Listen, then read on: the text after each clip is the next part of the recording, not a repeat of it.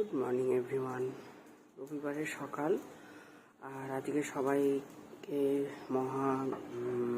মহালয়ার অনেক শুভেচ্ছা জানাচ্ছি। আজকে থেকেই বলতে পারো পুজো প্রায় স্টার্ট হয়ে গেছে।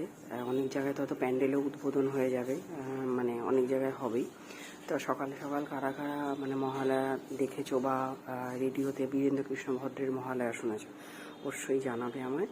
আর আকাশের অবস্থা যে খুবই সুন্দর, পরিষ্কার আকাশ, রোদ এখনও সেরকম তেজ করে ওঠেনি, কিন্তু আস্তে আস্তে বেলার দিকে উঠবে। যাই হোক, পরিষ্কার আকাশ, বৃষ্টি না হলেই ভালো, কারণ যাদের পুজোর শপিং বাকি আছে তারা তো যাবে আজকে করতে। তো ঘড়িতে বাজে এখন 9:10। তো চলো তোমাদের আজ একটা জিনিস দেখাই। এই যে ঠাকুর ঘরে দেখো, সকালবেলা আমাদের পুজো দেওয়া হয়ে গেছে। আর তারপরে ধরো আমি আলাদা করে মহালয়ার পুজোর জন্য দেখো এখানে ফুলের মালা, জবা ফুল, আকন্দ ফুল, গাঁদা ফুলের মালা আর মিষ্টি আনিয়েছি। এটা দিয়ে একটু পরে পুজো দেব। আর এবার চলো দেখাই রান্নাঘরে এখন কি হচ্ছে। আজকে রবিবার, তো এমনি আলাদা করে আমিষের বাজার তো হয়েইছে, কিন্তু আজকে মহালয়া বলে আমি নিরামিষ খাবো।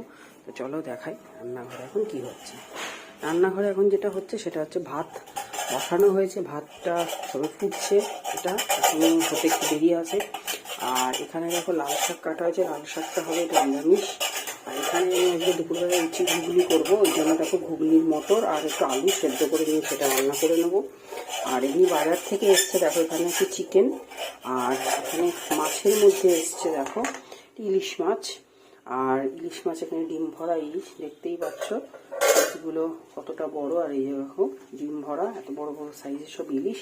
আর নিচে কিছু খয়রা মাছ আছে এর তলায়। হ্যাঁ, এই যে ছোট ছোট কিছু পাবদা মাছও আছে, এই যে দেখতেই পাচ্ছ, টেনে বার করলে ছিঁড়ে যাবে মাছগুলো। আর এইখানে রয়েছে কিছু চিকেন, যেটা টুনটুনকে খাওয়ানো হয়, হলুদ দিয়ে এটা সেদ্ধ করা হবে।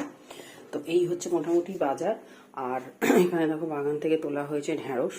তো দেখা যাক আজকে কখন কি রান্না হয়। আমি তো নিরামিষ খাবো, ভাইও নিরামিষ খাবে, আর বাকি সবার জন্য মাছের জিনিস বা মাংস হবে। তো তোমরা কারা কারা মহালয়া নিরামিষ খাচ্ছ আমার কিন্তু অবশ্যই জানি। আর মহালয়া তোমাদের বাড়িতে কি স্পেশাল পুজো হচ্ছে সেটাও জানাতে ভুলো না কিন্তু। কেমন? টাটা।